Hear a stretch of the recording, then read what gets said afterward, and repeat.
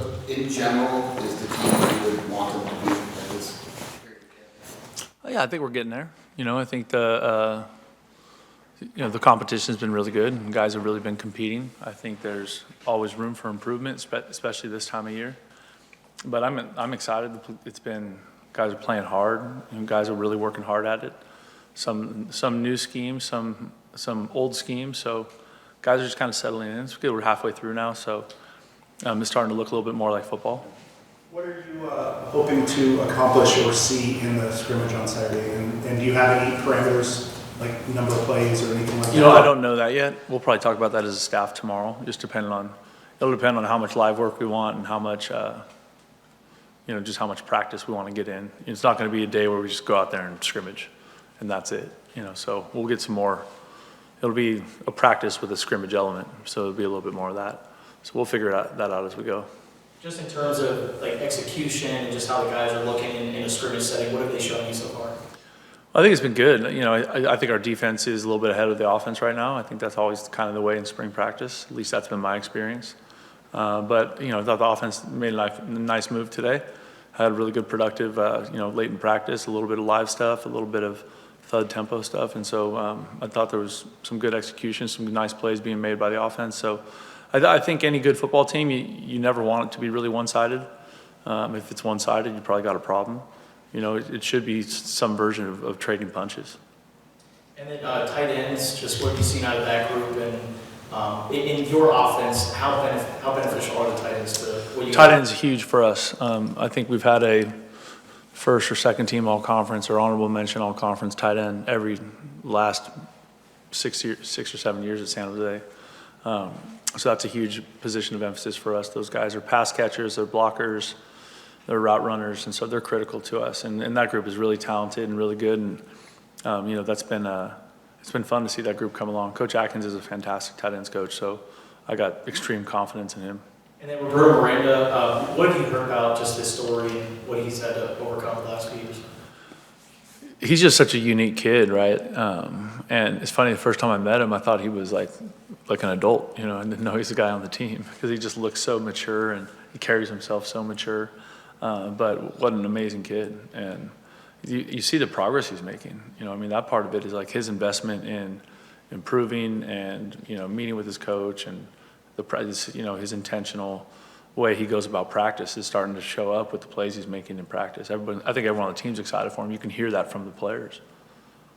You spent the first month on the job with the roster in flux because people could leave. Yeah. And now it's about to happen again with this window here. The uniqueness of it happening in the middle of spring practice, have you had conversation with players? Like, if you're thinking about doing this, let us know. I've more been just talking to players one-on-one and just kind of checking in with guys. The situation we're in, that everyone in college football in, is just so interesting and so rare. And so we're all kind of going through it for the first time. And, I hope everyone stays. Yeah, I really do. I think we have a really great group of young people here. I think they really care about each other. I think it really matters to them. But people are going to make their own decisions, and those things we have to respect. Yeah, and if someone were to decide to leave, do they stop practicing with you even though they have the potential to come back? Yeah, I think they would. That would probably be a little more specific to each kid,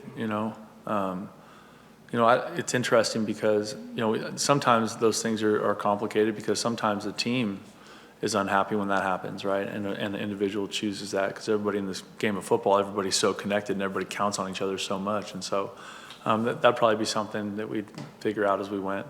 But it's hard to rep a guy if he's not going to be here, right? That doesn't make a ton of sense. You'd rather give those reps to somebody else and let them develop and get better. On the other side of it, though, you said you had 14 scholarship spots open. Mm-hmm. So how are you approaching the portal with that opening up with what you have? Well, we're not doing anything right now, because no one's in it, right? So our